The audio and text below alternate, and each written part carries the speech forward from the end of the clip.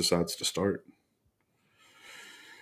Well, we're all back on the same time schedule now, as of last night, this morning, however you want to say that. So as of 2 a.m. our time, right? So regular match times did ensue today. Yes, and that now was nice to have some normalcy. Now it's dark at 5 o'clock. Which is the bad side. As soon as it's about 4:30, the whole sun's starting to go down. By 4:30 in the afternoon, you're like, man, I'm about ready to get in my jammies, post up on the couch, and call it a day. But there's still lots to go. I almost hit you up and said, bro, this Penn Griffey is just feeling right. I feel like I'm going to watch TV the rest of the night. How about that? We don't get going. But here we are. Alas, welcome to the Snobby Boys. We've got quite an episode for you.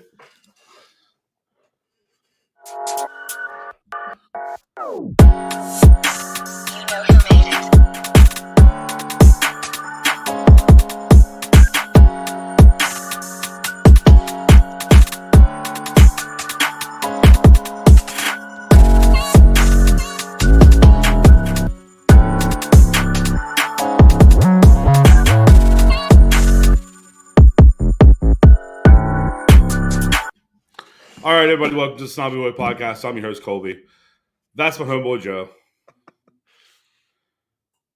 Hello. You can tell by our somber moods. It's been a weekend, as we all know. It has been a long 48 hours since the excitement of a Friday evening and the weekend, and now we're a little more somber on the end of the weekend evening time. So, but before we start crying our eyes out to you, make sure you hit the like, make sure you hit the subscribe, make sure you hit the notification bell, make sure you get all of our updates and you stay up to date with us and all that good shit. Also, make sure that you that thing right there, that one, right? Hit that Snobby store, check it out. Also, as you can see down there in the bottom there, we have now implemented a full ticker of city news. So while you listen to us jib our fucking mouths, you can get the actual news.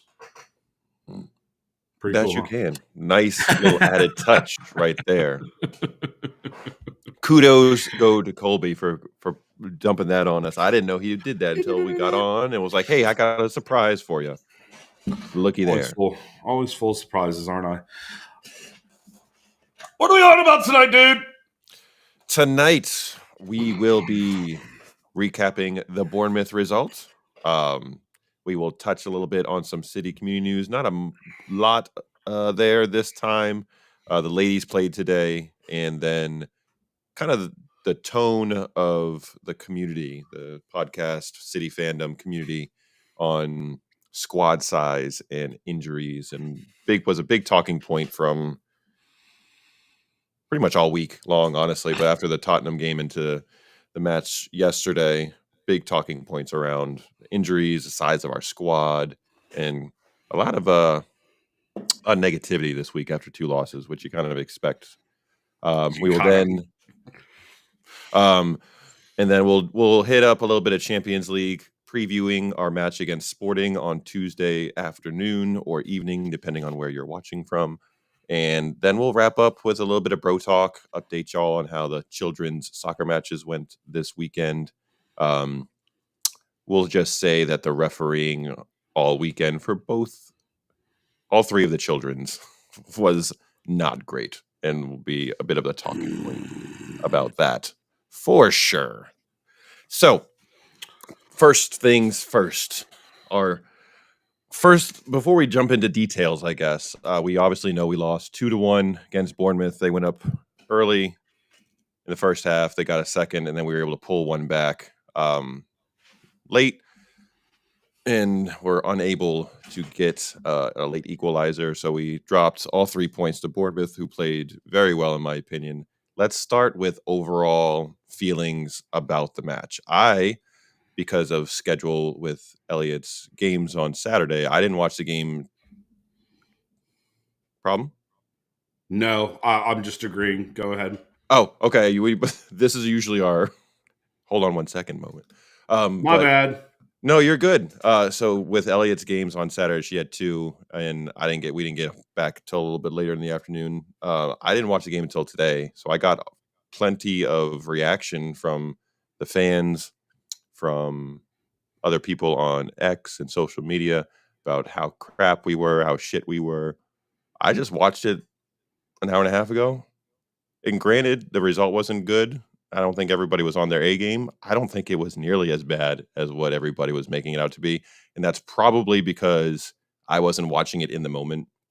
In the moment, you get a different vibe, I think, when you're not winning. You're feeling all the feelings of the ball not going in the back of the net. I already knew the score, obviously, so I'm watching to be able to talk through with the game to everybody, but I, I didn't see the same thing I guess everybody else was seeing. Um, Based on what I was reading from reaction posts. Um, that's what I talked to the girls about when we were watching the game. It was like we weren't really that bad. They finished. We had numerous opportunities to capitalize on our chances, and we just only were able to bury one of them. And sometimes it's just not your day when it comes to those things. I don't think the guys. Well, it was not for lack of effort, in my opinion. The guys were working hard. They were trying, but sometimes it's just not your day. And I kind of had a feeling this kind of thing was going to happen.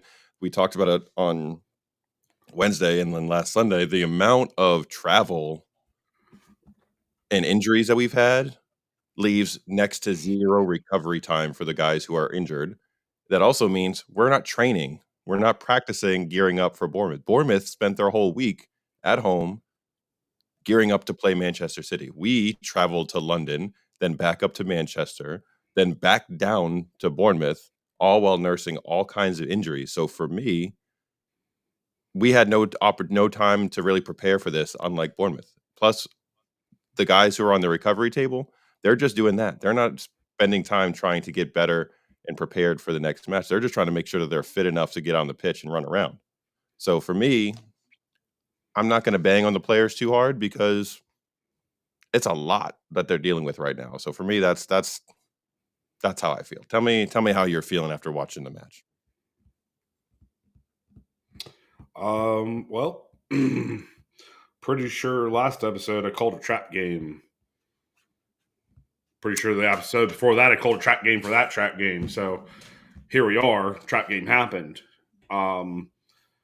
This is something that I have said in years past, in podcasts past. We do not play well on smaller surfaces. We don't have enough dimensions to play on said small surfaces. We have not been able to play small possession ball for at least 2 seasons now. I've not seen it. And the result of this match, in my opinion, is because of that. Injuries aside, I mean, we don't know how that would have went with how our tactics are, or in what I'm trying to say, are not. We are so used to playing the ball from out wide so often that we have no idea how to play in small spaces. So now that the time has come where we've been put onto a much smaller pitch than what we are used to in a very, very small stadium, we didn't look like a Premier League side on that moment. No, I'm not recovering from a hangover. I just don't really like bright LED lights in my fucking eyes, to be honest. We can see them in the reflection of the sunglasses. If you notice, those are those bright lights that we got going on. So yeah, hence the shades. We don't often have mic interruptions and stuff like that. Anyways, I don't know. It's just for me. Yeah, I'm disappointed. I'm disappointed in the result. You know, you're going to be anytime you take an L. One of the things I was talking about with our buddy John Um, is that we've become so accustomed to winning that when it comes to losing, we take it harder than we ever have. And it's like everybody forgot what it was like to lose. I think this time was coming, just like you said. Um, I'd rather it happen now, kind of like what Pep said. I'd rather, if you think about it, we're just taking our first loss in the end of the first third of the season, right? Mm-hmm. There's still 2/3 of football to play. It's 28 matches in the Premier League to go. That's so Season much is time. not the season is not over yet, and I don't even know that it's going to be a couple of results that's going to end up booting us out of the talk because we don't know what all these other teams are going to do. Liverpool might be on a good run right now. Everybody's talking about Mr. Clutch, Mo Salah, but how long does that run go for? Because we honestly, so even since I've really been watching, he's not a consistent goal scorer. Does he score in bunches and then falls off? Yeah.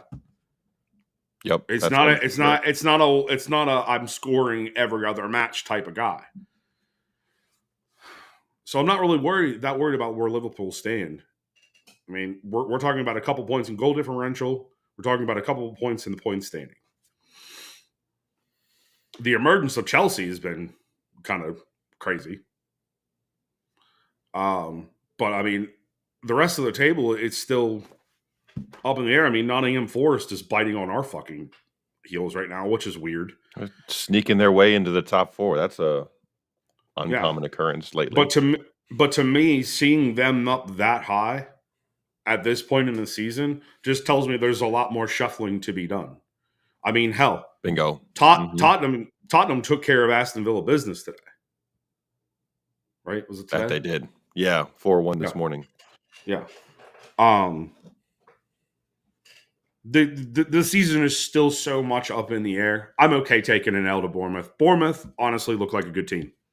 They look like a well put together, well disciplined team. They They've been knew playing what they that were way all coming up season. against, and they have. They knew what they were coming up against. They took advantage of the fact that we didn't even have 15 fit players that were on the squad or sitting on the bench. So I Hmm. mean, I can't fault them for taking this win. I was a little You tip your shocked cap to though. them.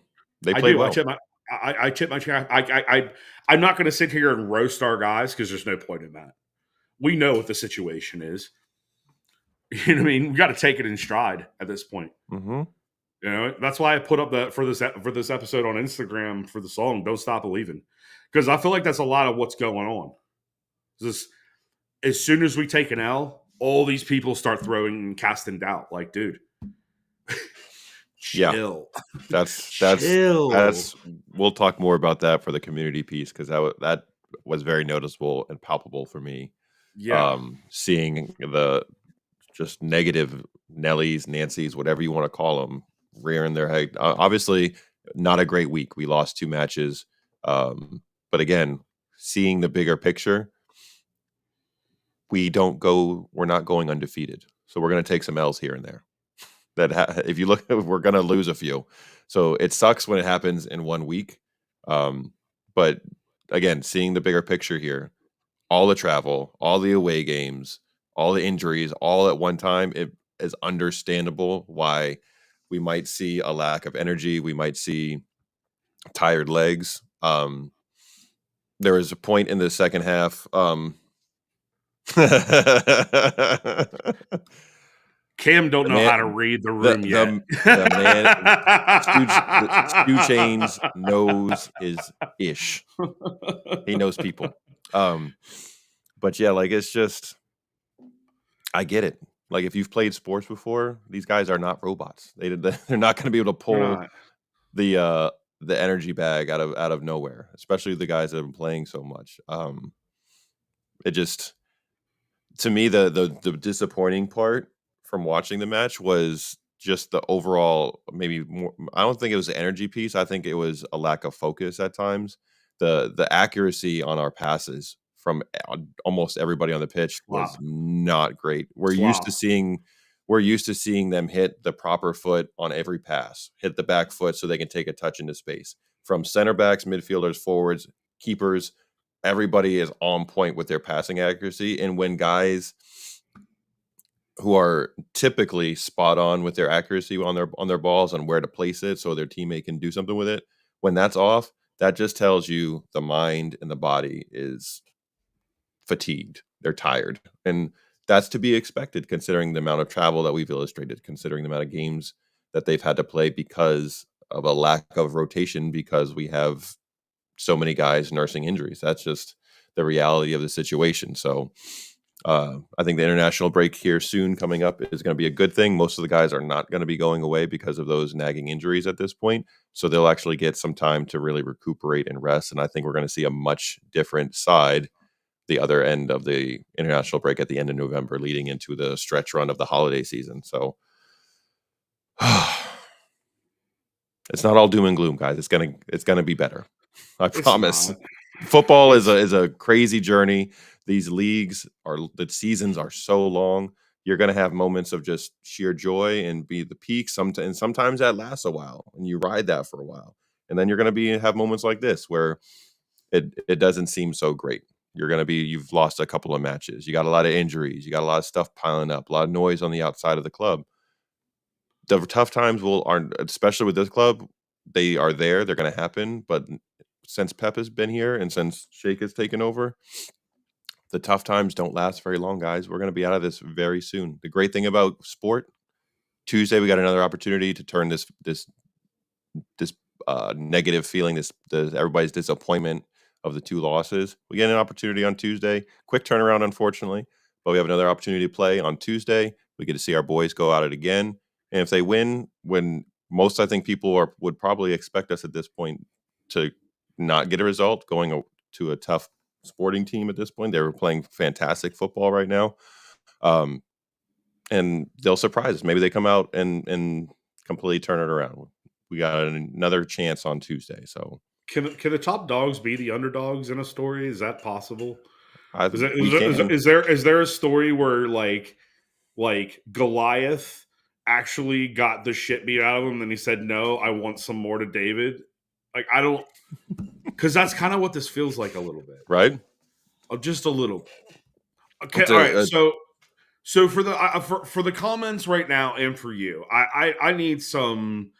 I need some starting 11 talk because there's one piece of this that I just wasn't really on board with. The placement of Gundo and the placement of Mateo. okay. In my opinion, they should have been switched. Have Gundo the holding and Kova a little more forward in the kind of that 8 role. Yeah. I think that utilizes Kova's ball carrying ability and his a little bit more fresh legs, I think, to a greater a degree. struggling offense and somebody who actually can play in smaller spaces. Gundo's not really that good at it. Gundo, for the most part, as I'm seeing it right now, is good for flicking a few balls in. Maybe getting us up to the 18-yard box.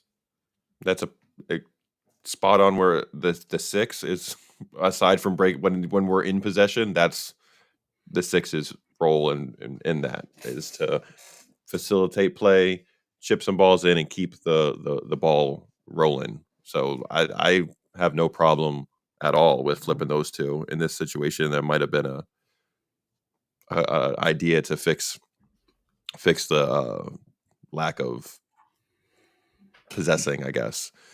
Other big starting 11 piece that was talked about a lot was Captain Kyle Walker coming back into the club and was supposed to have been pretty hurt and jumped in the starting 11, played a full 90 for Rico. Feels like Pep was saying a lot. I was speaking a lot about how Rico's pretty much been undroppable at this point, but he needs a break at some point. So I understand giving him a blow. Kyle hadn't trained, like it says in the ticker. If you notice at some point across there, it says Kyle hadn't trained in 19 days. So jumping in, he's going to look probably a little rusty at times, and he did. And it seemed like they were asking him to play almost a very similar role to Rico, where him and Yoshko at times in the first half were like sitting in with Kova, and it was the positioning seemed a little unbalanced, I think, at times when when both of them were kind of stepping into that space. I did, however, towards the end where he looked like he kind of pulled up lame a little bit, but I saw a little bit of the old recovery speed from him kind of in the second half at times. So I think it's still there. It's just not going to be as consistently there as he's been in the past. But him starting, I thought, was the piece that was real interesting to me, since it seemed like everything was pointing to Rico continuing on, and Kyle hadn't really been ready to go. But surprise, surprise, he was able to give us a full 90. Yeah, I didn't really look that good either, if I'm being honest. Well, most folks, I think you would say, didn't look great, and that's again, like we said, to be expected with the lack of training. He hasn't been on the pitch in the training pitch for almost 3 weeks. Yeah, I get it. I totally do. And most people's gripe is just what I said, and it's short-sighted based on the fact that he's only had that much time on. Right. Let's tackle the comments a little bit, because we've got Steve. It's finally come in. I know I've flashed a few of his thing on. What's up, Steve? Stu's still in here. Cam decided to leave, I think. I don't know. He's too busy gloating about Spurs winning right. Twice. Coming in here making wild accusations. Baseless ones, too. Baseless as fuck. Dude, first of all, for anybody that's sat in here, I when was the last time that was a couple weeks ago. Okay, but before that, when was the last time you saw me drink on camera? I'm pretty goddamn sure the last time I drank on camera was in Columbus. And I was shithoused. Well, we had a great time that day. Yeah. So let's read through a couple of these comments real quick, just to go back, because there were a couple of them I did want to address. Steve, hey guys, disappointing result. However, players playing with injuries. Yeah, exactly. Walker, Foden, Kanji, Ake, and lack of rotation did not bode well and ended that way. Yeah, and like I said in the last episode, Steve, I called for this trap game. I called for it because of these injuries. We were not going to sustain any type of good form going into 4 away matches, 1 in a major competition. We haven't played that game yet. We haven't won it yet. We haven't lost it yet, but it doesn't look like it could be winnable as it stands. If we're looking at it from that perspective, anything can happen on any given day. We don't know.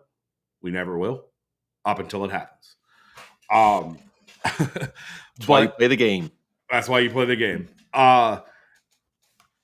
Yeah, it's the nature of the beast. You know, you got to take some L's sometimes.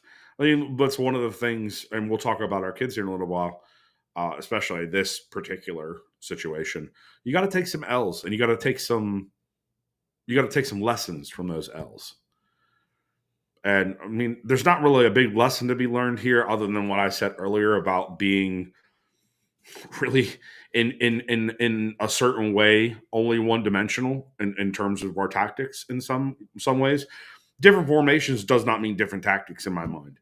If you're not able to play small ball and play wide ball and play, in different size spaces in a good and efficient way, you're minimizing what you really are as a team. You got to be able to adapt to what you're playing at all times. We consistently get beat on the counter. We don't ever set ourselves up to not have that happen to us. And we should be looking at it, but we don't. Let's see. With everything you said, also, So the pressure, I'll pull it up. I mean, you just said, but also the pressure of being the most magnificent. That's right. Everything is huge news. They showed Kevin on the sidelines like 30 times. Pressure's always, dude, and that's exactly that. They just want something to talk about, like because they don't have anything worth talking about at that point. Most of It's the like commentary in is just blah blah blah blah blah. Like, it's like uh, in college basketball when you're a blue blood like a Carolina, like a Duke, like a Kansas, like a Kentucky, any of those big name college basketball teams, when you go and you play some of like the mid-major teams in every league match that you go into, you're going to take everybody's best shot. And with the amount of attention that Manchester City gets from the charges, from the Ballon d'Or winner, from winning the Premier League, all these things, every club is going to give us their best shot. Every time Duke or Carolina goes to an away game, they get the rowdiest crowd, they get the best shot from all the players. It's a very difficult thing to do, to have that energy and bring it every time when the other players and other team are in crowd are all just throwing everything they have at you and giving you your best shot. So it's not an easy thing. That pressure and intensity that comes with being the team with the bullseye on you is real. So the fact that we've been able to be as successful as we have been over the last 9 years with Pep is really something that should be credited, and is super hard to do. The consistent level of high performing that we get from these guys when you're taking everybody's best shot 2-3 times a week at times, that's impressive. So I'm just so thankful that our guys have been able to do that over an extended period of time. love the little back and forth Ryan and Steve got going on right now. Like the discussion, yeah. Nunes showing his worth. I mean, yeah, he is exactly who we picked up from Wolverhampton. He's finally getting game run to show it now. He's finally getting run to show it exactly. Finally, I've been a Nunes fan since before he even came in to our club. Like, I was like, damn, he would look really good in blue. Not only that, but he would add this little bit of flair, I think, that we desperately need. And not only has he been an intelligent and physical midfielder, but he's shown what he can do on the wing. And in a time of need, he has really showed the fuck out for somebody who is not a naturally positioned left winger. Let's see. Facts. What else is going on here? Energy did pick up with Rico and Doku came on, which is nice to see. But I mean, young, fresh legs, you got to expect that, especially speedsters like them. Beer tastes like shit. I will have to agree with that on the whole. When you're on the tree. Right. It definitely does that. Yes. You know what was really funny? So there was this one time I was all of maybe 20, 21, hanging over at a friend's house, and he decided on a whim somewhere he found this Moosehead beer, and I guess maybe he saw somewhere in like a High Times that this Moosehead beer, and it's actually from Moosehead, Maine. Yeah. I know. Right. I've heard okay. Moosehead. Okay. Well, when you crack a bottle of this shit open, it smells like the dankest dank you've ever danked before. Right? That description was wonderful. Right? So, we're downstairs. We're playing beer pong in the laundry room where he has, the setup and stuff. And the fridge is right there. And I see one of them and I look over and I'm like, what the fuck's all this about? And he's like, crack one open. I was like, all right. And we all had just hit the ball a couple times, came back in and started a new game, and I pop it open. I'm like, God damn, what'd you put in this? He goes, dude, doesn't it smell like fucking really good bud? And I was like, yeah, I drank it. I was like, what the fuck was that? I spit it all over the fucking, all over the beer pong table, all over the fucking refrigerator, all over the floor. He was like, that was $16 a six pack, you asshole. You just wasted. I was like, I don't give a fuck. I was obviously inebriated at that point, but nonetheless, couldn't have been. Listen, my drinking days like that are over. Okay, Can't I'm a do it grown up. anymore like that. I'm a grown up big boy. I have Wear my responsibilities and shit. big boy pants, My big boy hands. right? Oh, um, do you really want to hit the 5 points of this game? Because I'm gonna be honest with you, I'm enjoying the back and forth of the comments at this point and talking yeah. through. Steve brought up the first goal. I think he's got a comment in there about the first goal that Yeah. First goal against has been exactly the same. Yeah, it has. And you know what? yep. You know where it comes from every time? Not being able to see the counter coming, right? Because that's where it started.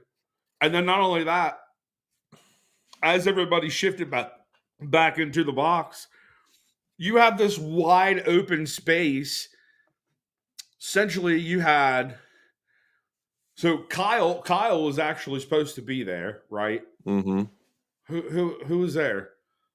Uh who was right on the person in the box? I'm sorry, I'm trying to use my photographic memory and it's not working right now. Imagine that. Shocker. Shocker. Totally, bro. Um I think Kyle didn't. I don't think he did. Did enough on the cross, so they got the ball he in, didn't.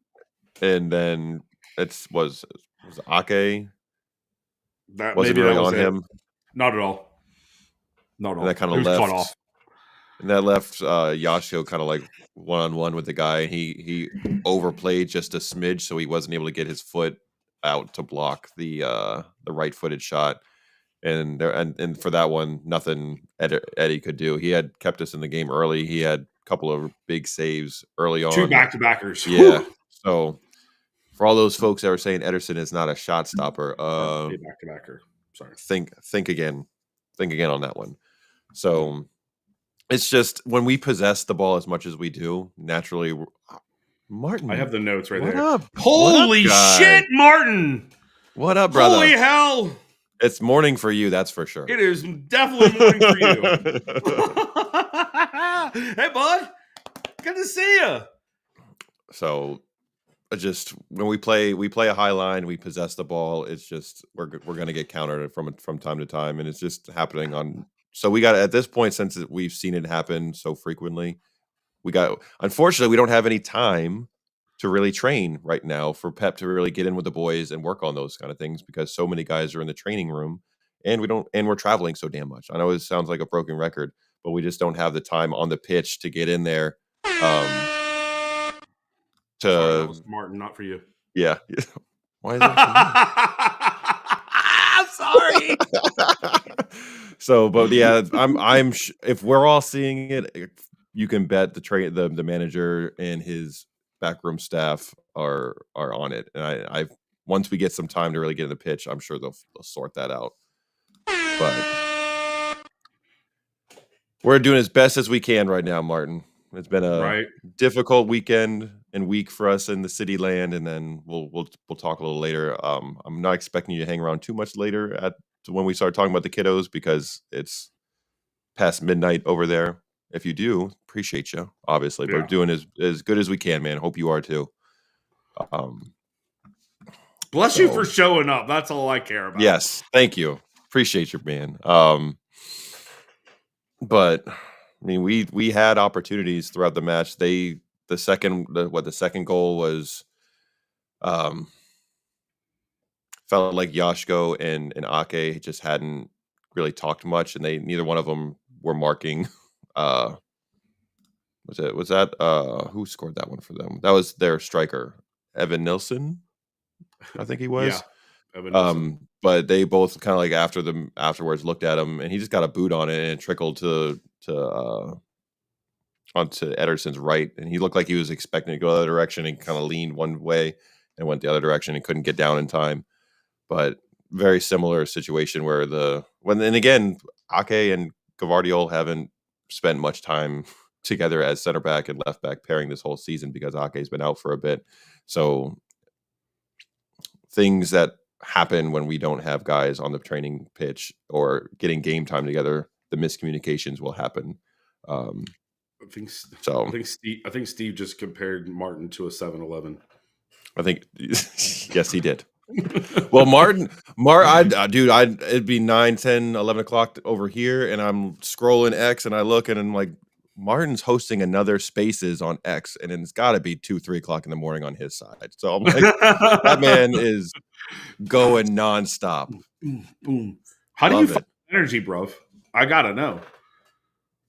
Do they put? Have you been getting those rival tier bottles? Are they putting something in that? I'm saying. I mean, yo, Steve, send it over. Can we talk about Noel getting shown on the camera? Just man, he looked utterly annoyed. Yeah, dude. It was honestly looking at him when they showed him. It was like the '90s revisited, but like it aged. Right? He just looked annoyed and just like, what the hell is happening? Mm-hmm. Am I really here? Yeah. Did I really just spend my afternoon doing this? Like, my Saturday afternoon is ruined. Thank you. Yeah, they had to find him though. They had to find him in the crowd, of course. I actually got the tip that he was there from John as well. He messaged me when he got to the grounds, and he was like, Noel's here. And I was like, oh. Cool. I mean, he's probably like right fucking there. Well, let's see what Martin. Just keep going. Get Lance back as soon as possible. Kanji 70%. Stone's not fit. Diaz not fit. Ake still. Vardiol, Foden, mentally.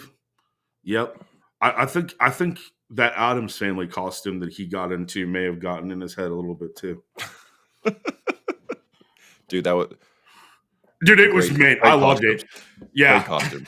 Yeah, whoever did all the photos. And by the way, they had to have done the Christmas photos right on top of it, because literally today, as I'm scrolling through Ronnie's fucking feed, is all the Christmas photos for the kids. And I'm like, full on photo shoot for the fam. I see what y'all been doing. Right.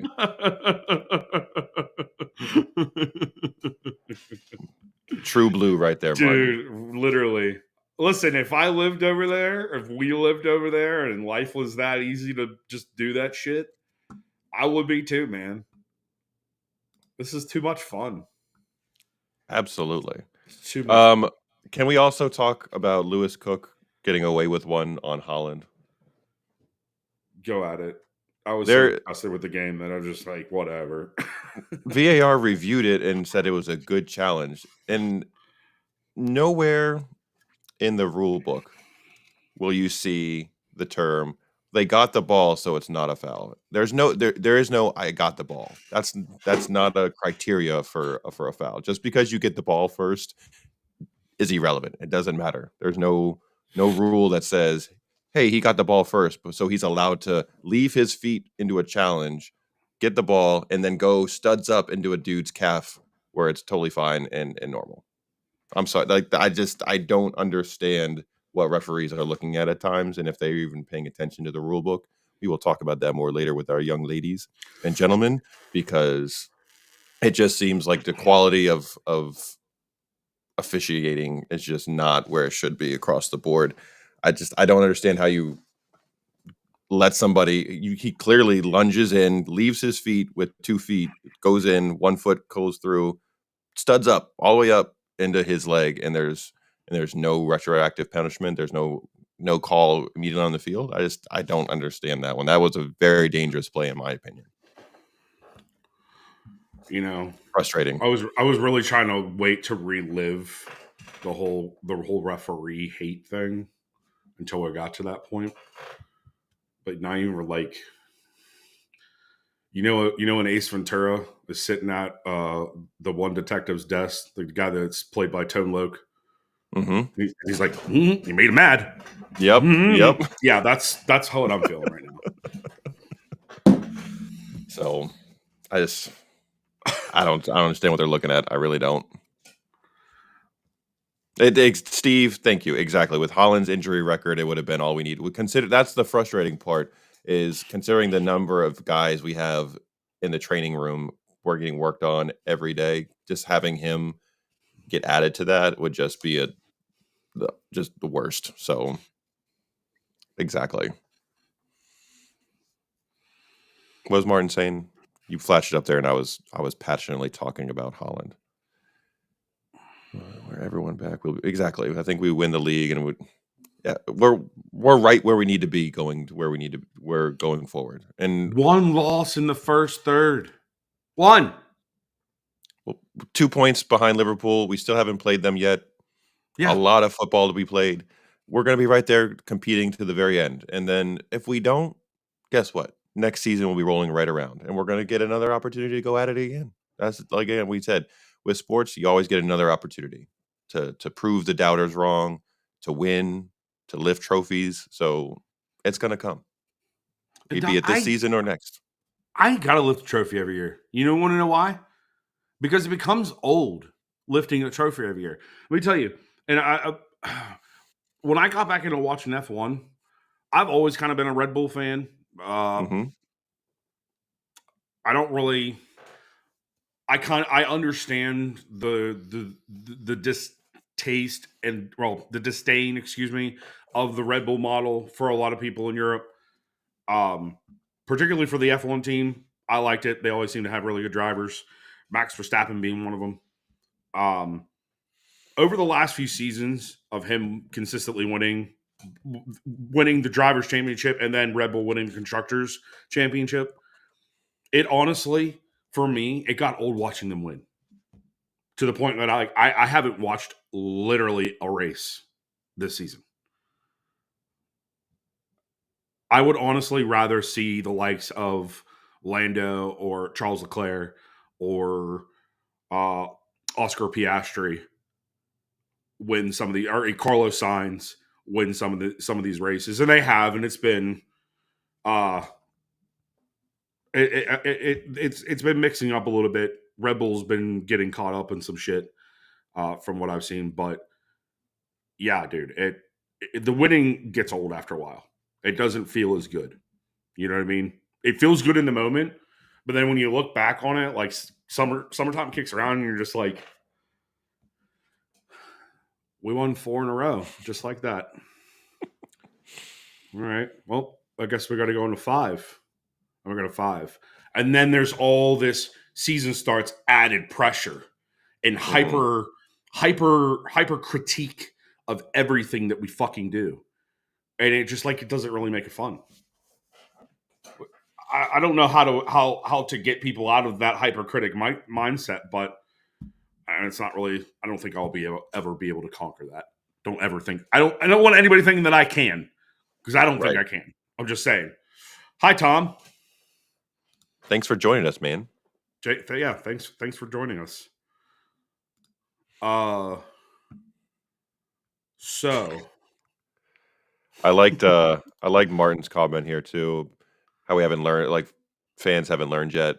Every October, November, this same meltdown. Yeah, it happens every time where we hit a lull. It doesn't look great, and then we're always, like you said, in March, we're always in touching distance. We're always there competing. We're gonna have these moments. It's gonna be tough times at times during the season. It's a long season, but we're gonna turn it on like we usually do. Come December, January, when fixtures get heavy, holiday season is upon us, gets cold. That's when Pep usually goes on a run with these boys, and we put some distance, either put between ourselves or keep us right in line with everybody else. So it's we're going to be fine. Is the story of that? Yeah, we're going to be fine. We haven't even hit the fucking winter break, guys. We haven't even hit winter break. Like it's everything's cool. Everything's chill. Everybody chill the fuck out. It's not in your hands.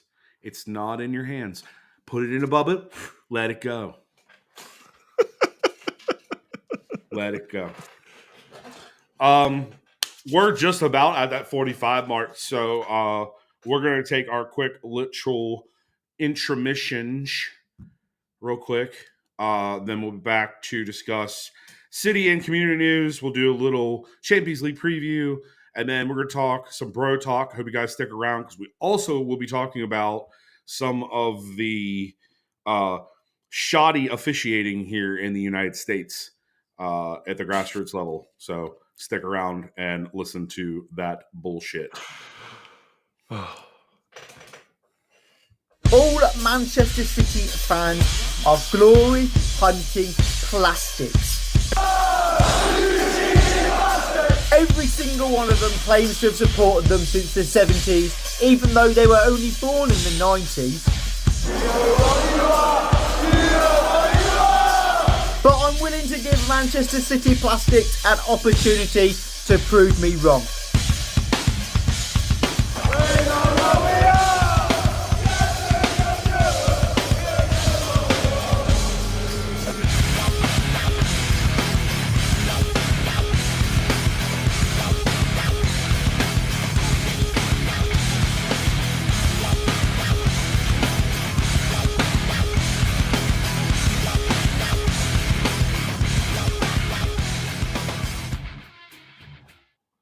All right.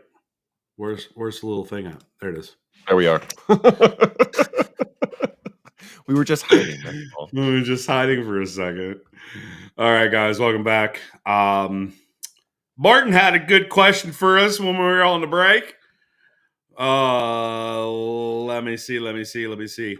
P.S. Hoping to get over Club Gold Cup if you lads go. If not, go over for 2027. Well, buddy, you're coming over here. We're gonna find you. Because if Yes, you're going indeed. to a city match, that means we're going to a city match. That's happening. Plain and simple. All the cities No. are on this side of the continent, on the country. So we'll gonna find ways to get to the city match wherever it is on this side. And Tone has also mentioned that he's planning on coming over this summer. So y'all coordinate too. Make sure y'all go to the same place if we can. And we will absolutely meet up and would love to catch up in person, man. That would be absolutely wonderful. In the benefit of making this a reality, how about we actually set up a proper group chat somewhere and we actually start getting this ball rolling? Because if there's one thing that we've learned, especially living as far apart as we do, and then also having multiple pieces live even further apart, having those group chats to plan everything out has been absolutely perfect. Not to mention me and Joe are actually pretty good at planning shit out anyway. So we're pretty good at stuff. So yeah, I mean, once we're fun to talk to. And we're fun to talk I'm a to. fantastic texter. And we're fun to party with too. I mean, you can ask the Kitbacks boys, man. We did host them twice that weekend. So yeah, let's get a group chat going and keep on that so we know what's going on and how to better set this up so that we can actually meet up and hell, even maybe sit in the same section near the same seats. I don't know. We'll make it work. Yeah. All of you are plastic, by the way, just so you're aware. You don't get to save yourself just because you're local. I'm sorry. You're all you're in it with us. Tuesday early evening as well. After the match, I'm assuming on Tuesday. Spaces on X. On X. Aha. Right. I try to stay far away. If you ever see anything mean come out on X from our account, that's me. that's not Joe's alter ego. That's me getting on and saying what Joe won't. Not my split personality. Yeah, Tuesday. That depends on Mr. Joe's schedules. You and I will chat after this to talk. I got some thoughts. We'll sort it out to where we can maybe try to jump on with you guys and have a little talk. Shut up, Siri. Nobody said her name. Nobody's talking to you. Even close. Jeez, dude, she's starting to become like Alexa, man. Mm-hmm. Bro. Let's see. Oh, sorry. We both clicked at the same time. You go. We did. Same one. Was it the same one? Do we have any future? Yeah. Do you have any future plans of coming up? Of course we do. Of course we do. Suffice it to say, gents, it's not exactly that easy to get over there. For me personally, I don't know about Joe. I have my passport. I'm set and ready to go. It's a matter of financial means. And I don't want to bring up the current state of the United States, considering that election day is 2 days away. But with the current financial situation of the United States and everybody in it, it's just not feasible until probably, I mean, realistically, that's if we don't go to World Cup. I kind of plan on going to World Cup because I do support England. My heritage is English, so I do support that. And if they're coming here, I want to see my boys. But if that doesn't end up happening, I will certainly make that as a part of my my PTO that I will be getting. So maybe 2026. Maybe 2026. We've had several people that we've talked to. I have at least about coming over and meeting and hanging out. I think one thing that I would like to do before we come over there is actually get some of the guys that are on here to get on a podcast with us and kind of help us explore Manchester before we come to Manchester. You feel what I'm saying? Yes, I places to go, hotspots, the local stuff, not just what you see on Google. I don't want we that. already know about Mary D's and like all that shit. There's certain chippies that people have already told us to go to, stuff like that. I mean, like really get us into the everyday, because the one thing that I think that most of us here in America here is how London life is, right? And especially if you're in downtown London, like yes, integrate us a little bit. Absolutely, Steve. Yeah, you got it. When we hear about England, a lot of it is talk about London, and especially downtown London. And the first thing that we hear is like, don't look at anybody. It's like being in New York City. Just don't talk to anybody. Don't look at anybody. Don't talk to anybody. If you need to talk to somebody, make sure that it's like 4 directions and they actually might look like they're a nice person. Like, for me, I am that American. I'm abrasive enough. Like, if I don't know where the fuck I'm going, like, yo, dude, I'm lost. Where the fuck am I going? If you put me in the wrong direction, I might find you. For fucking with you. Yep. I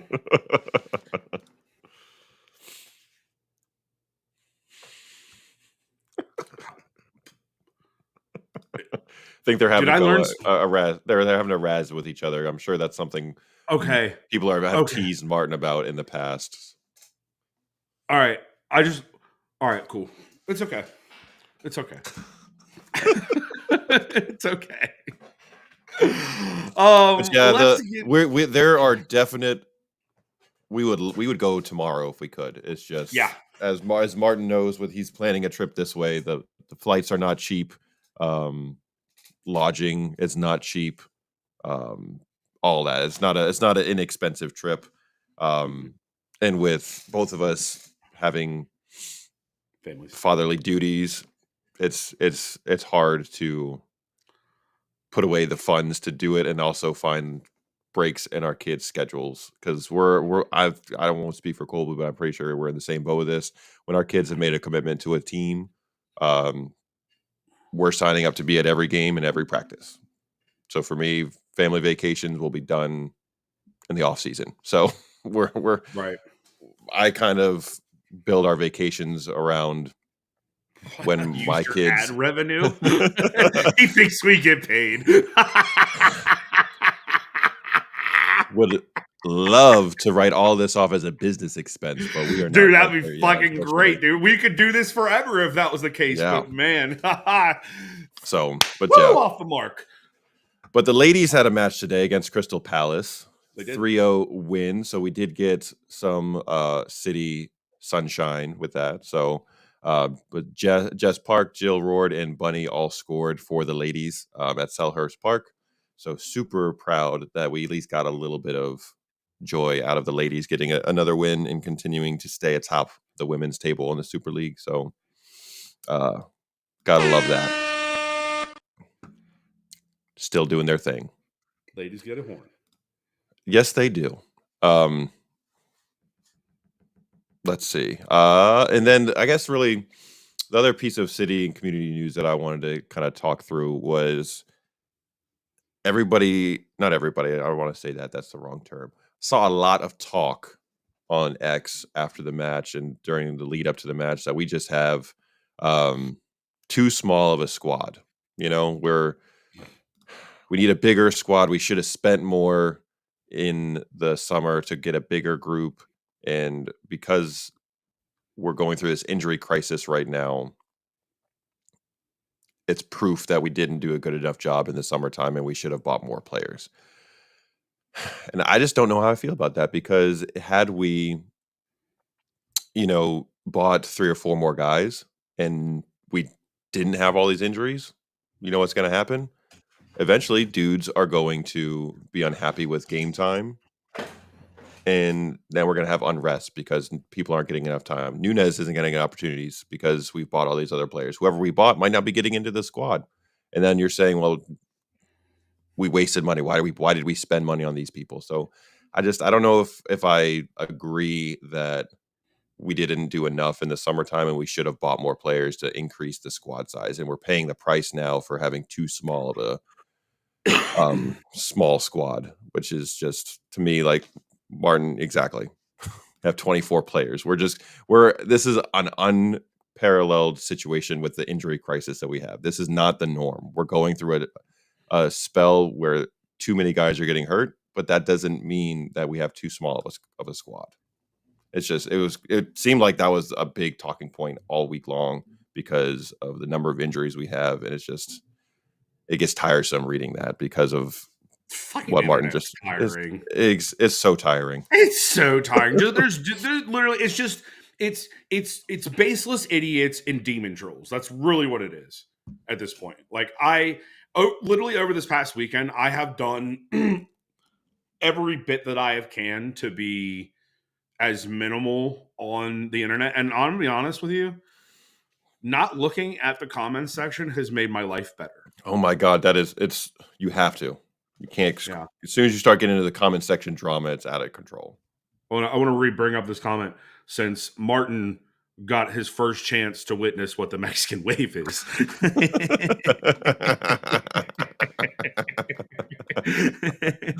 Yes.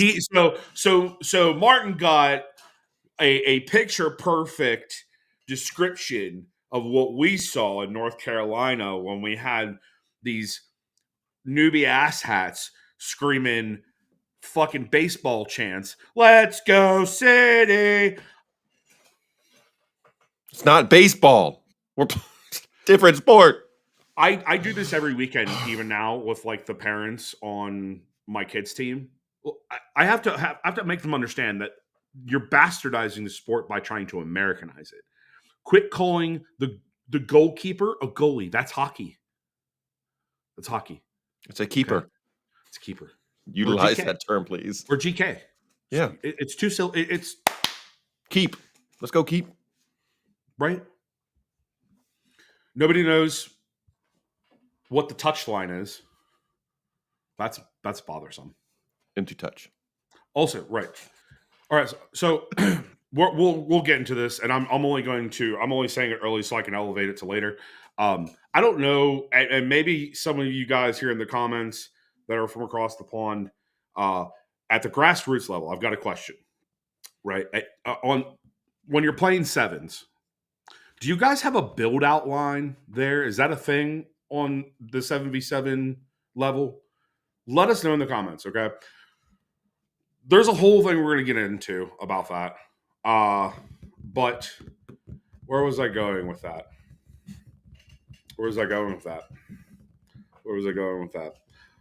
We'll route to it a little bit. How about that? I'm going to Theo Vaughn this.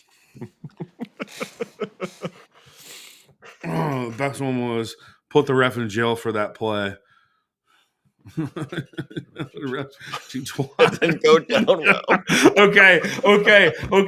Oh my God. Hold on. You were in New York, right? I'm pretty sure you were in New York. Was he in New York? Or no, he was in I Orlando. can't remember. He was in Orlando. Yeah, He was in Orlando. Yeah, That yeah. makes it even worse. Because of all of the new laws that were to put into, like, you can't say gay down there. Apparently, now that's like a law. Twat is not going to go over well with anybody in America, first and foremost. But then you go to a Sensi city like fucking Orlando. Oh, it's 20 times worse, buddy. I'm surprised. Knowing he said that, he fit right in with us in the. Oh yeah. In the oh film, yeah. my God. Yeah. Listen, energy me is and Martin. matched. Yeah, me and Martin will probably be best buds when it comes to fucking chanting, because know the chance. Also, I don't give a flying fuck what comes out of my mouth at the game. I really don't. And that almost got me in trouble this weekend, which is what I was getting at, I think.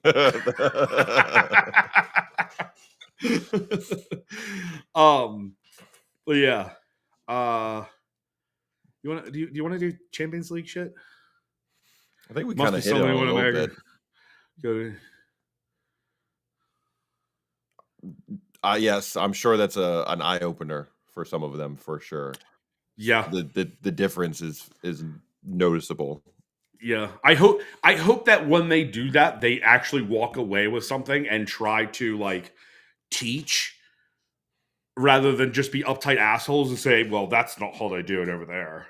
Like, let that be a teachable moment. That's all I'm asking for. And the Americans that go over there, be open to learning what they do and adopt. That part. Like that part. Don't go over there with the elitist mentality of, I know how to do everything and I'm going to do it my way. No, like, learn the culture that you're going to and be a part of it.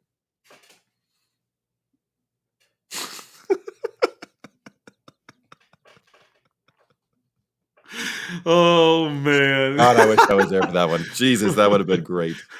If there's one thing that you can just jump in and enjoy, that might just be the one thing. Yeah, it's ridiculous, but, like, in all fairness, when we all went to the preseason match in Green Bay against Bayern Munich, we got all 90,000 or 80,000 people in there to do the wave. I think it was 2 or 3 times, and that was the only time in Lambeau history that had ever been done.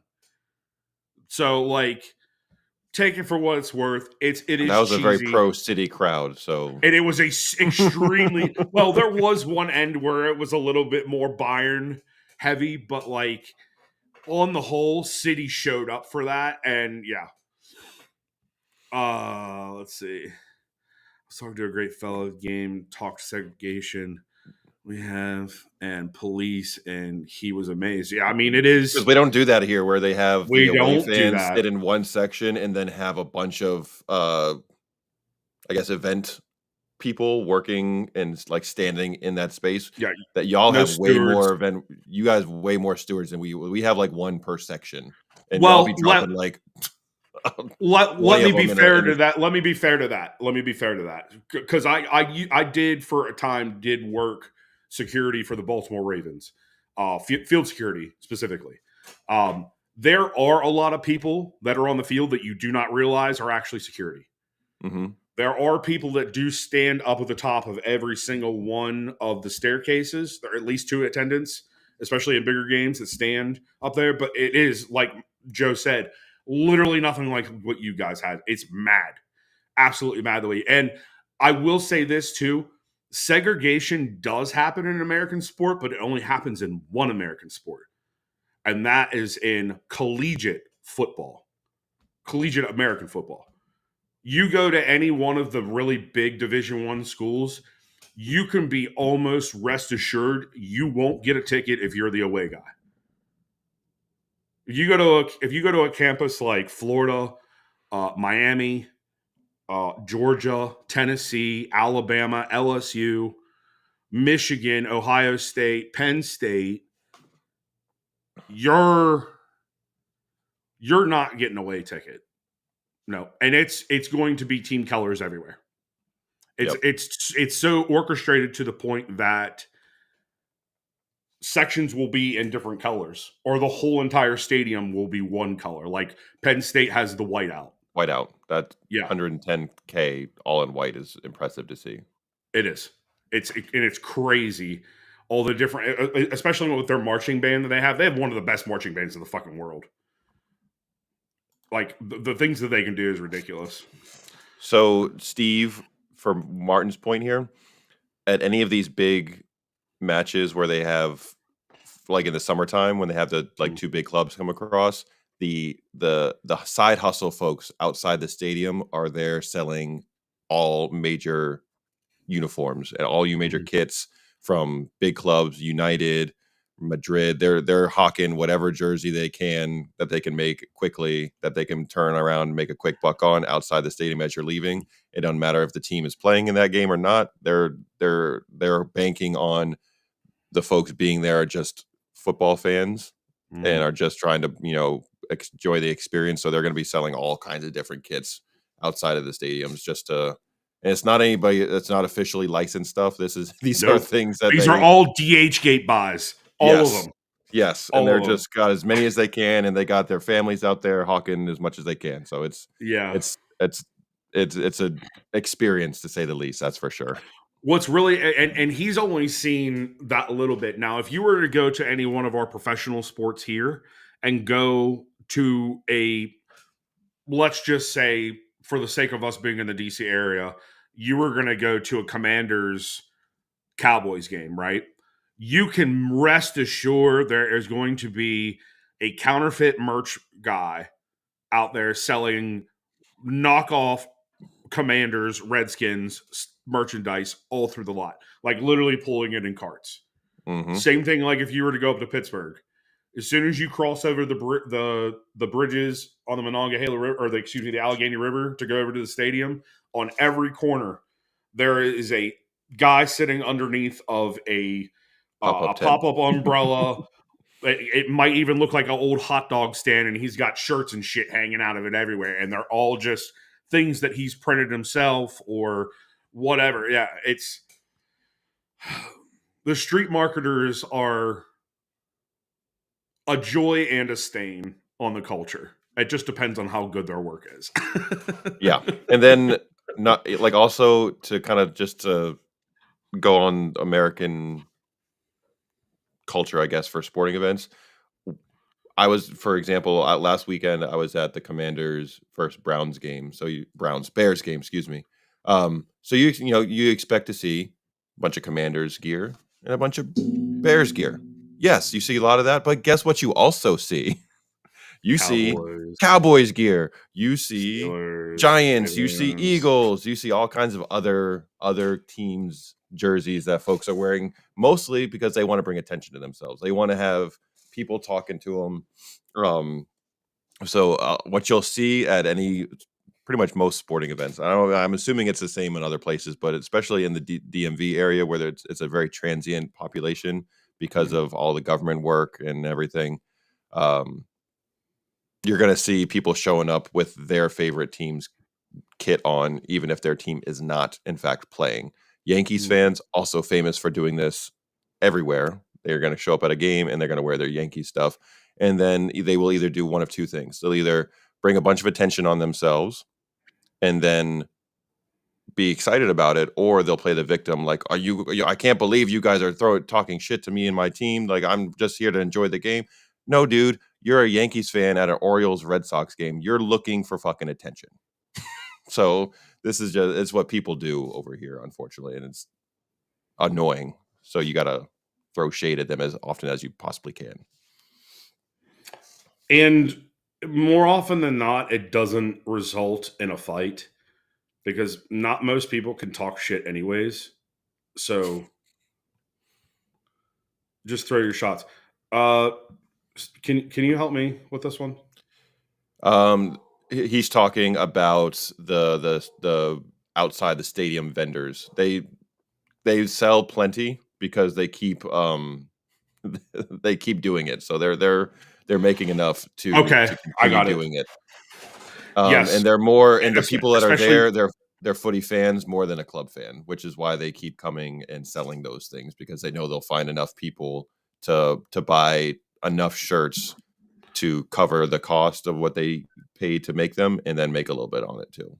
Well, and especially when you're doing the DH Gate thing, like you're buying like a bunch of shirts from DH Gate, if you're doing bulk orders, you can sell 2 or 3 shirts and you've just made your whole nut right there.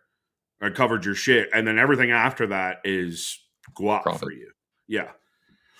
No sorry, apologies to Martin either, because this was very fun. No, and let's be real. Since you're in here, like, this is honestly one of the things that we love doing when people are on, because being able to talk with the people that aren't present, it means a lot to us.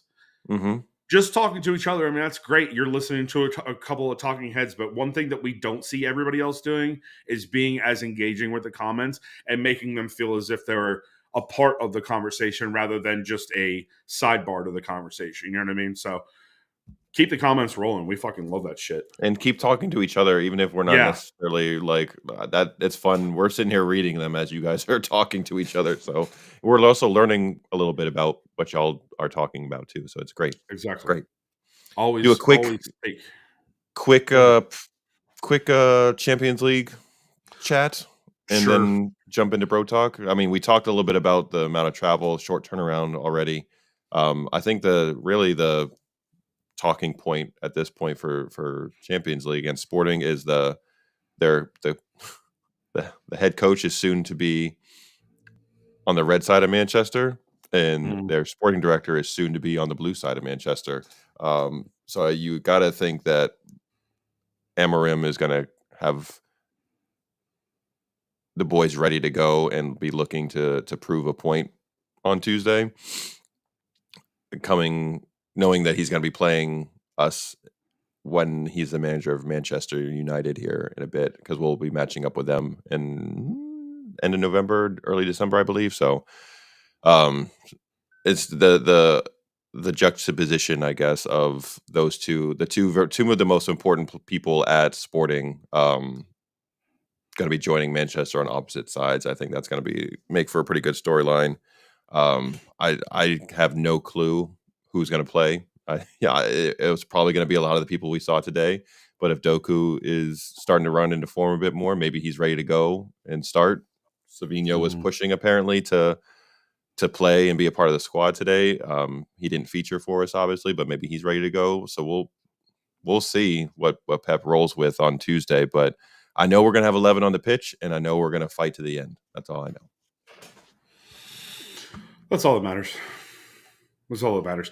I'm obviously we're hoping for the W, but with the way things are right now, even if it goes to a draw and we take a point, I don't know where that will keep us in the standings if the rest of the people above us win. I know that we're in third currently as it stands. Even if we take the draw, maybe that drops us down to 8th. Maybe that drops us to 12th. We still have games to push ourselves back into position. We're not anywhere near out of it. It'll be the halfway mark, so we'll have 4 more to go. And I think that's really kind of maybe even the beauty of this format, is that it's not. At this point, I think a lot of people are used to knowing what we need to do in order to get in at this point. And now there's this uncertainty because of a new format. I think we'll be fine if this match doesn't go our way. Honestly, we're going to finish in the top 8, and that's all you really are looking to do at this point. Finish top 8, get the bye into the quarters, and we move on. So, this is going to be this was obviously before all the injuries and everything. I believe this was probably going to be one of our tougher away matches anyway. So, we'll be there to support them regardless. All right. Let me. I just want to look back at the comments one more time before we go into Bro Talk, because this is going to be a discussion, and I'm really excited to hear what they will have to say on the matter. But before we do, I want to look at these. Yeah, I can't. So That'd be weird. That'd be very strange. Yeah, it'd be really strange. And that's not saying that like our the sports here do shit like that. That's totally out of bounds. You won't see that. It's literally just whatever teams are playing on stadium. Now, as far as clubs coming over here and playing, yes, you're going to see different clubs from different leagues and countries and stuff like that being sold around a match because of the lack of popularity still here in the States. It's easy to market all these different high profile players, especially when most of these games have a lot of children coming to them. Their favorite player is Messi. Their favorite player is Mbappe. Their favorite player is Neymar. Their favorite player is Cristiano Ronaldo. It's very easy to market that out and make a quick $25 off of parents. You know what I mean? It's not normally like that. And I think that if it was like it is there, it wouldn't ever be like that. It would just be like how it is in our NFL games. Like you go to a Redskins game, right? There's only going to be Redskins memorabilia for the most part. Redskins is a little bit different just because there's, again, a lot of transients, and because of the 70s and how all that rolled out with TV deals, Dallas got to get a lot of the airtime because they were considered America's team, which that's fucking bullshit unto itself. So a lot of people chose the Cowboys around here, so you'll naturally see that. But like if you were to go to a demographic like Pittsburgh or to like New York, right? Certain parts of New York only have Jets gear. Certain parts of New York only have Giants gear. You go to Pittsburgh, you're not going to see Cleveland. You're not going to see fucking Philly. You're not going to see fucking Baltimore. Definitely not Baltimore. Anywhere near the city. You know, that's one of the things that I love about Pittsburgh and how it compares to Manchester is the blue collarness, one, but then also like depending on who you support, obviously I would get that there's a red and a blue side, but regardless of you're red or blue, you can wear your colors every single day. It's just part of the fashion, right? You could. I know that a lot of people don't. Like in Pittsburgh, black and gold, like that's a Wednesday outfit. Anyways, picking up.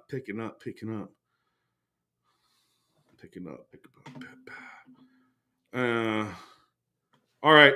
So we're gonna say bye to Martin. He's driving. Still listening.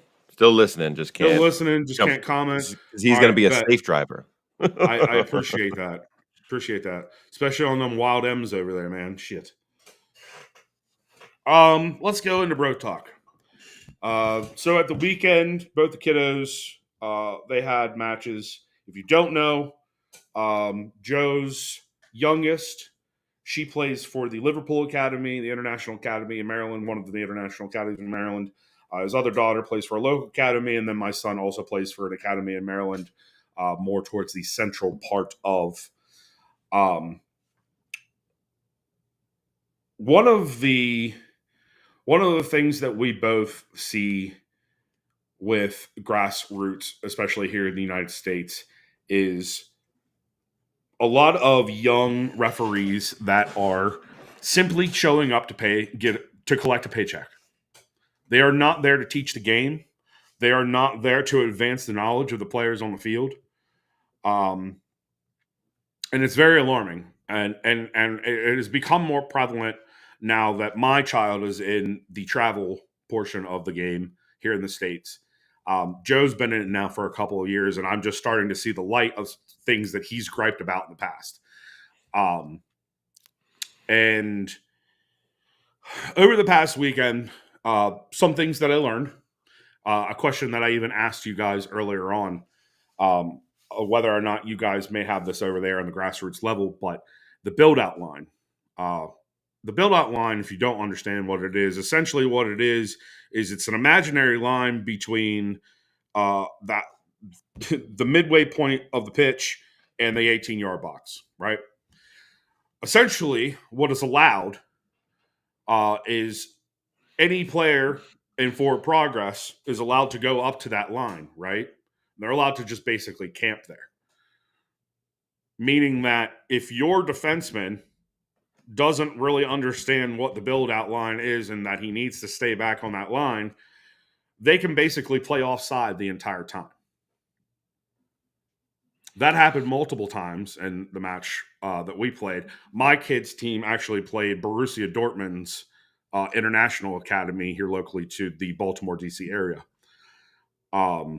They were a dirty, dirty playing team. They lacked any kind of actual tactics, to be honest. Their tactics were, let me stick my foot in front of you and let me shove you from behind and let me elbow you in the mouth. They were a one-trick pony as far as the offense goes. They had one kid that was able to flick it out far enough and had enough fucking legs on him to be able to sprint out and fucking run after the ball and go 1v1 with the keeper. Did that a couple of times. My son, on two particular plays, back-to-back, broke open in space on his own. This said player then decides that he's going to run him down, trip him as he's taking the shot, and there's no penalty called. So I screamed, and I screamed loud. So I screamed so loud and so vigorously, I even asked for the ref's badge number, to the point that pissed my coach off, and he said, "It wasn't a foul. Shut up and sit down." That doesn't, knowing you, that doesn't sound like that went over real well. I did as said. I stewed the whole time. I nicely got up after the boys came off the far side, and of course, their heads were all down. I had to pick up Aiden's a little heavier. His was a little heavier this time. Yeah, see, Steve Black has never heard of it, which means that they don't do it over there. Correct. Exactly. Which means this is an American thing because nobody wants to teach the offside rule, which is bullshit. On Elliot's game on Saturday, we were specifically told by the probably 17, 18-year-old referee that they don't play offsides at this age. Excuse me? You don't even. That's a fundamental. That's a fundamental of the fucking game. Her coach came over because this happened where we were up 3-2, and this girl was clearly cherry picking past the build out line, well offside from everybody, and was given the opportunity to shoot twice at our keeper in the closing seconds of the match, where they could have easily tied it and he would have allowed it. And so the coaches are like talking to him afterwards, complaining, and he told them specifically, "We don't play offsides at this age." And they came over and told us after the fact. I was like, "Are you fucking kidding me?" Yes, there is. Like, read your rule book, homie. Like, and I get he's young and he's learning how to be a referee, but that one right there is a black and white. Yes, there is, and that's you just not spending the time to learn your craft. If you're going to sign up to be a referee in these matches, do your job. You're getting paid for it, and learn the rule book appropriately so you can call the game fair. Do you see that? Our kids play in general on full size pitches with full size goals. On like as like 9-10-year-olds, they're playing. Do they go like at 7-8? They're playing at that size. Steve, that's my point right there. That is exactly what we're after. Yes, that is exactly what we're after. And this goes into something I said earlier about Americans bastardizing the game and changing it into their rules and making it somehow their own. No, this game has been around for over 300 fucking years. Y'all made it up. And has a system that's clearly working. It is a system, exactly. Has a system that has worked for this amount of time. Have new rules been implemented? Have different changes been made to the rules to make the game better? Sure. But who are we to make the changes to the game that it's being taught differently everywhere else? It's really alarming. And the fact that my kid's coach is so. And I'm not talking shit on him, but I'm saying like he plays to it. He's docile to it. He conforms to it. And I'm just like you do realize you're teaching these kids the wrong thing, right? Like I may be brand new to the game comparatively, but I also understand the rules and knowing that this is a fundamental part of the game, excuse me, and that you're teaching bad behaviors in this. You're not showing the player that he needs to time the ball. You're not showing your defensive players that they need to cover this particular space or anything behind it. We had in Elliot's games, she had 2 on Saturday. We had one was 9v9, one was 7v7. Both you're not allowed to head the ball yet for obvious reasons. In both games, it was unintentional headers happened. And in both games, it was ruled different. An unintentional header is supposed to be just a drop ball. In this instance, both times, one was awarded a direct free kick and one was awarded as an indirect free kick. If someone intentionally heads the ball, it's supposed to be like an indirect free kick. Nowhere is it supposed to be a direct free kick, but it was called differently. So it's maddening that the how different it's called. And we in the first game was like an older guy, grandfatherly type figure. Didn't know what the hell he was doing, clearly. Next game, opposite end of the spectrum, much younger referee, same situation. Didn't know what the hell they were doing. So it's like it's either like younger kids that are learning how to do it as like soccer players on our side that are trying to get an extra paycheck because their parents are like making them work and they're trying to do it that way. Or you have the older dudes who are stuck in their ways and learned the game like 20 years ago, 30 years ago, and think that that's still the rules and are doing it because it's easy money for them. We don't get a lot of referees like our age or like 20s, 30s, 40s that are who care about like the game. Yes, we don't get that. So it's just it's so frustrating. Exactly. And this is why we have such a problem with our player pool here in America, is because we're not getting players educated on the game properly. And it starts from the top down. It honestly does. The corporate greed that goes into this game here on the state side is ridiculous. And I'm sure that there's some draws of that in the FA. I'm sure there is.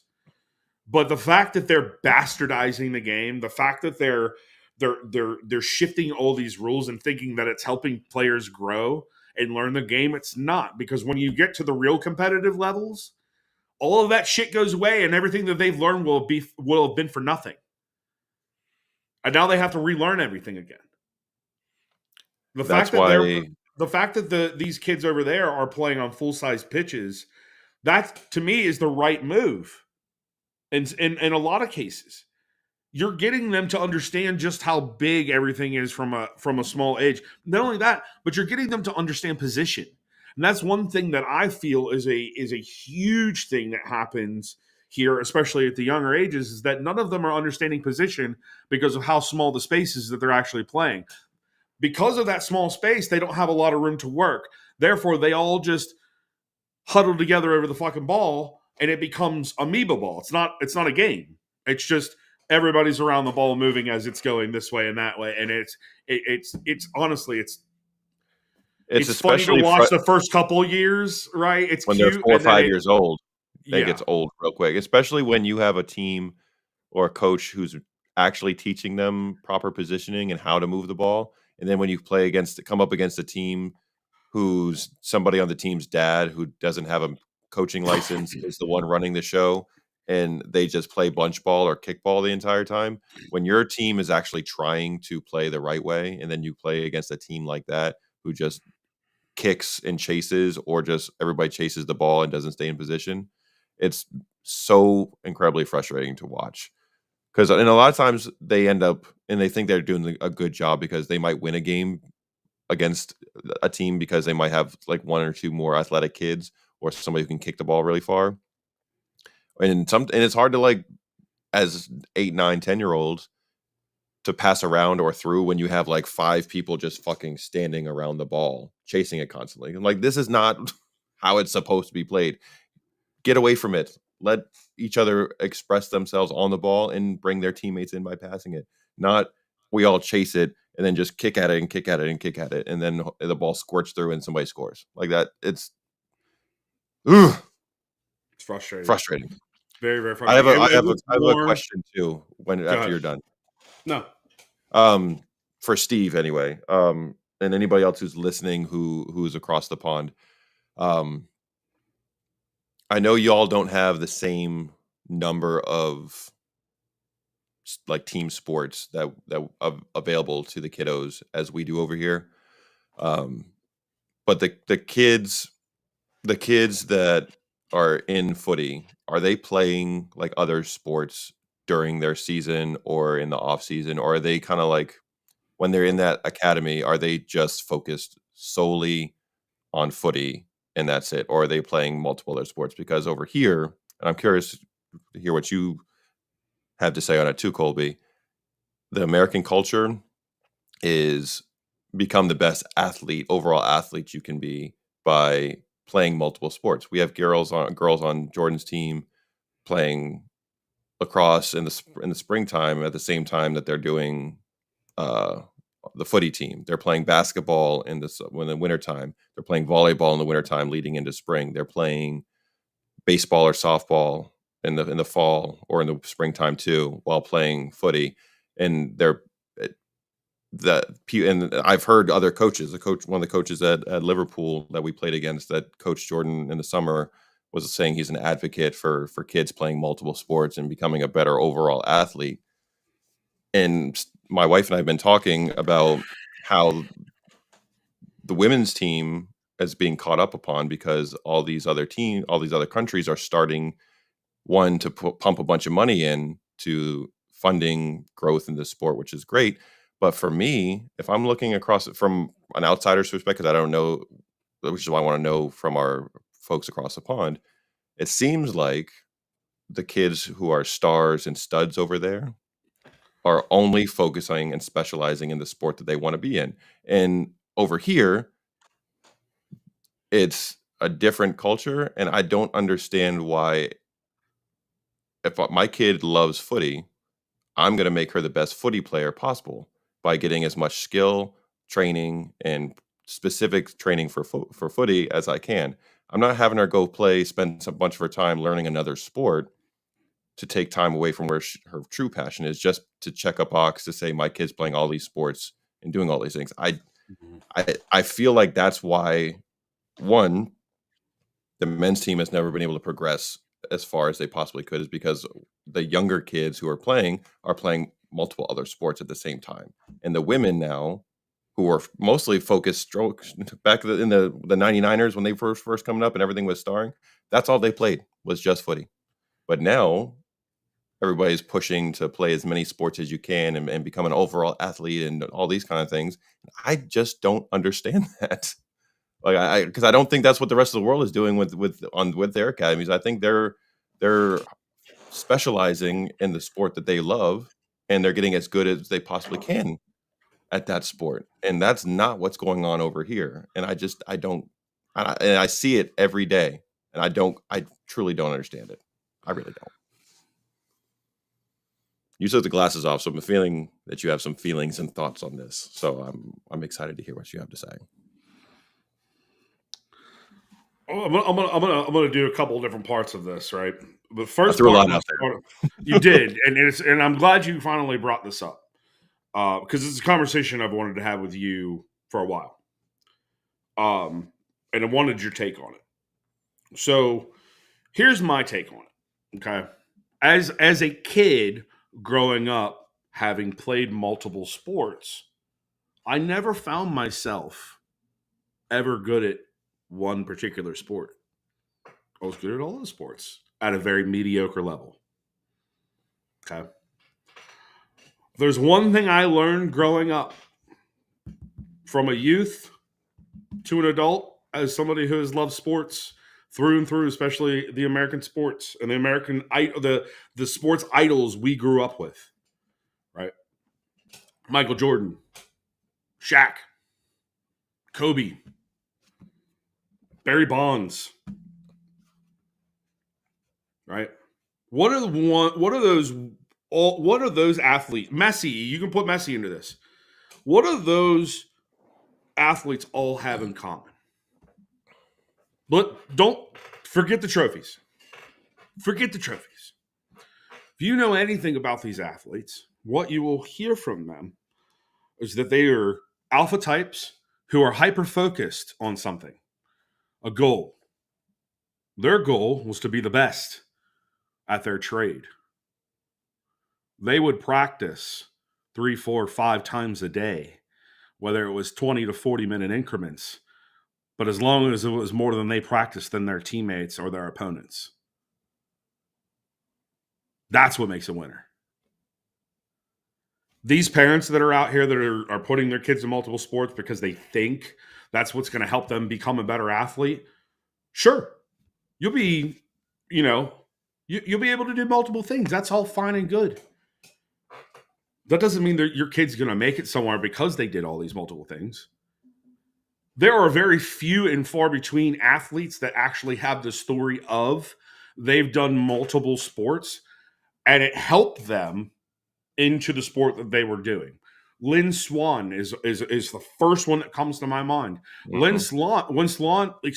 Lynn Swan was a ballet dancer. Why did he take ballet? He loved dance, but he also understood what came with ballet. Balance, coordination, the ability to move your body. Exactly. Mm-hmm. Body control, to move your body through the air or do aerial type maneuvers in order to be in a right position to be able to catch a ball in a very unique way, especially in the 70s.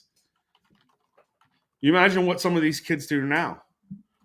Am I against it? No, I'm not against it. I think what you're doing, if your kid is really interested in that sport, by making them do other sports, especially while they're doing a sport, I think you are taking away from them sharpening their skills, right? Because you can't put a blade on different surfaces and expect them all to sharpen, right? And that's kind of what you're doing there, The one thing that I have said that I would be okay with Aiden as far as off-season conditioning goes is if he did like swimming or martial arts. Because at least there's discipline and body coordination going into that, and you're getting a workout. You're still moving all your muscles, Mm-hmm. right? I'm okay with that, but I'm not going to put my kid in wrestling in the winter when he plays soccer, football in the fall and the spring. Because what did I teach him over the winter? Taught him how to be extremely aggressive, right? Could it work in his favor to know how to use his body to, maybe push somebody out of the way? Or understand the momentum of how someone's body moves? Sure. You can get that in fucking mixed martial arts, though. Yeah, I have a hard time with it because it's generally accepted across the board for most of them and most of the families across the teams to do these things. And I know that's the mentality over here where it's like you need to do multiple things, try different things, all that. I'm like, that's great. But once you've hit a certain, like Jordan is 13 at this point.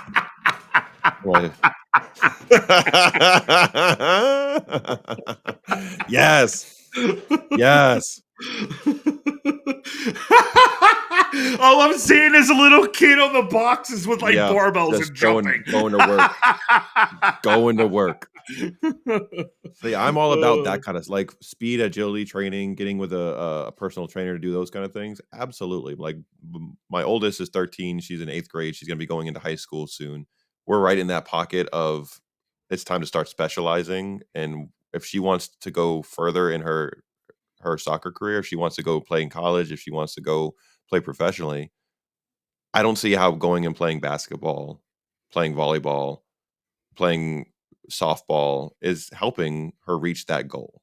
So I'm not going to spend extra time signing her up for these other things when she could be doing extra work as like doing keeper training, working on her speed and agility, working on her footwork, all these things. I don't understand that culture considering what is going on across the pond. Where in South America and other places that have been doing this longer than we have, Right. their best players are not playing 3 or 4 different sports during the year. They're just not. You have They to just eat, breathe, and live the game you want to pursue. I have always been an advocate for that. yes. Me growing up, if I wanted to be a professional in anything, I should have been a professional baseball player. That was the game I was the best at. I was really good at fielding. I was definitely good at batting, and I knew how to play every position. Did I take the time in my off season or off seasons to train up? No, because I was being put into a different sport because the option was there. And what it And also because does go our ahead. parents needed to keep us busy, right? And what does And that that's really do? what the culture of it is now, is that it's not that the parents want their kids to be better and their kids are saying, I want to be better. It's these are babysitting opportunities that these parents are just paying for. And This what and it is I eventually have turns into somebody to burnout. guide them because I don't know how to control my child 85% of the time that I have them. So let me see if I can get somebody else to do it for me. I see that sometimes, and I'm not talking about anybody on my kids' team. I've seen it with people on other kids' teams. We just Mhm. had a kid, not this weekend or the weekend before. I won't say what team or what club it was in Maryland, but the kid literally, because they lost, broke down on the field and cried and yelled at the ref and yelled at his mother, who went out on the field, which is a no-no. I think we talked about this. Maybe We did. we did. Yeah, like Mhm. that was the shining example of what I'm saying. Yeah, and it's just it leads to burnout for your child also. When you have them doing something nonstop all school year, they've got school responsibilities. They got hopefully chores that they have to do at home. They have homework.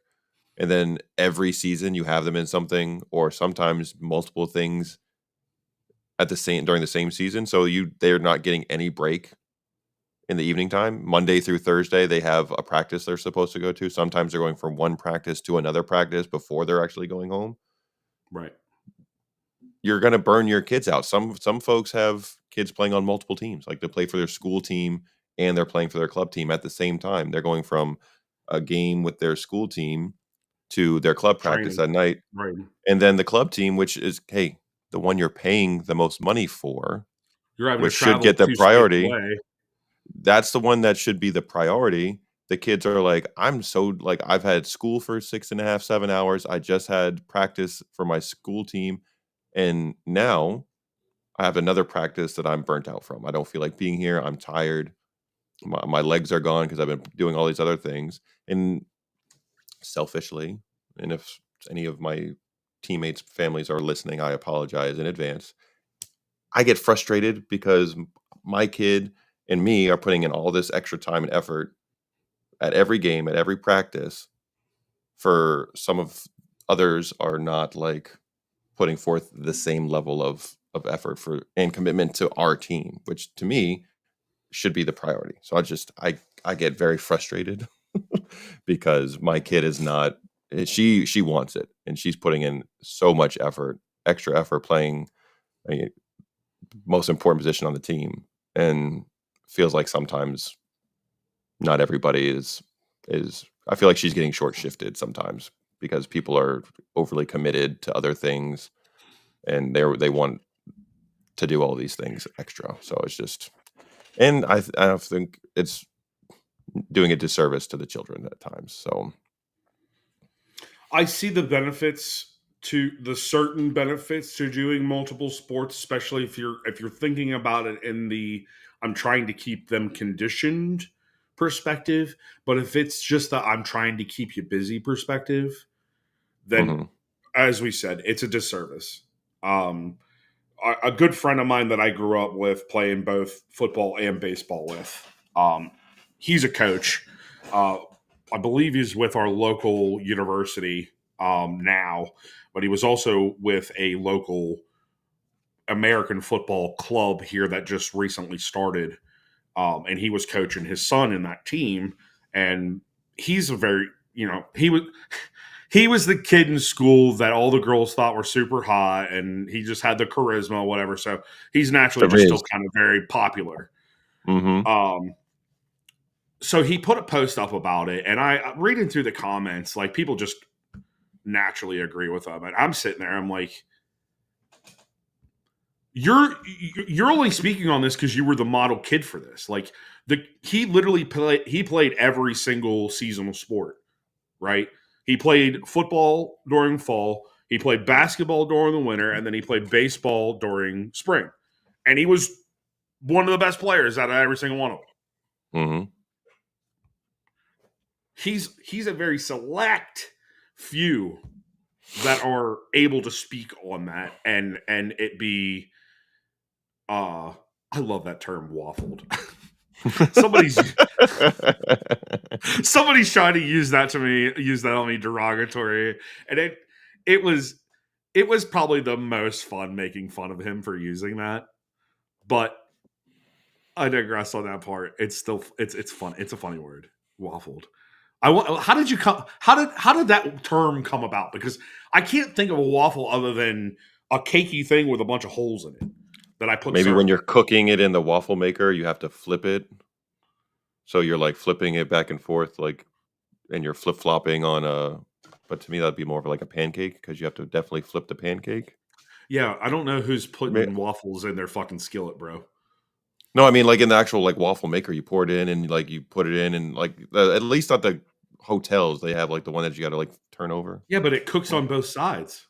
I know, but you still have to flip it over. I'm just trying to come up with what people. Steve, try to. Can you like learn us up on something? Can you Urban Dictionary that fucking word for us so we can understand it? Waffle is just a cool word in general. It's funny. It's funny. A lot of the terms that get used are funny because it's like they're saying something without saying something, and like, or for us, it's just like we'll just say what we gotta say. Truth. Truth. That's not us doing any kind of degradation or anything like that. I promise. I just sometimes when I see words, they're funny. They're funny words. That's enough of us griping for this evening, ladies and gents.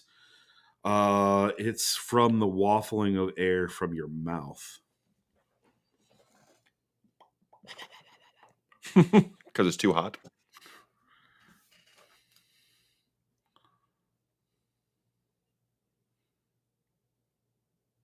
I'm gonna let that one steep a little bit.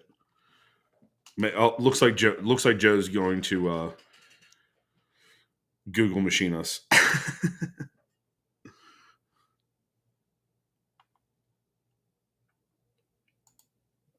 AI overview from Google is not helping me right now, so we'll wave and fluctuate. Yeah, I get that.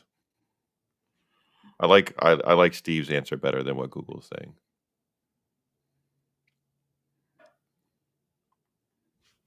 From WAF. And waffling is a British term that means to talk or write a lot without providing any useful information or clear answers.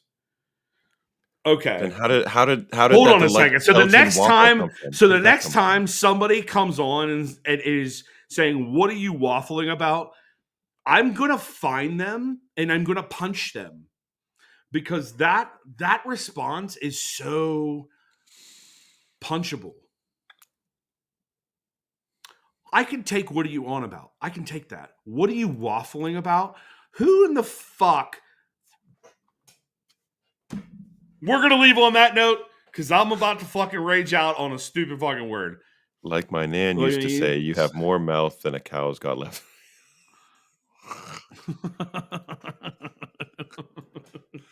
You're talking too much, bro. You talk too much. Gotta love Nan.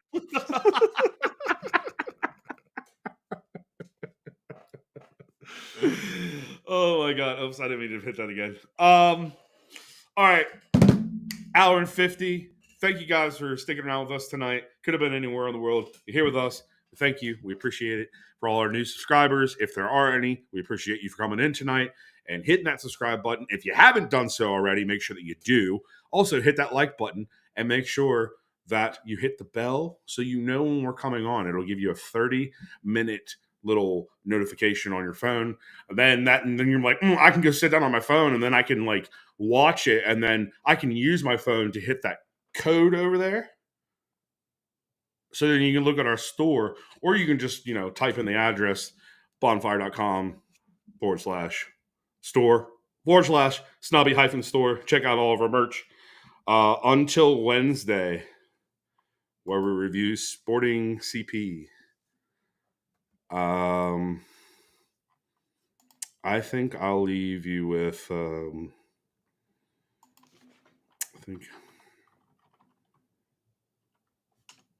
Alrighty then.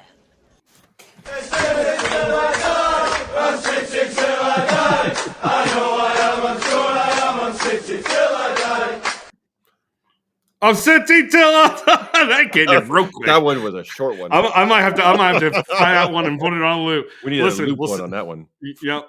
We'll see. See you next time, folks. We'll see you on Wednesday. Goddamn.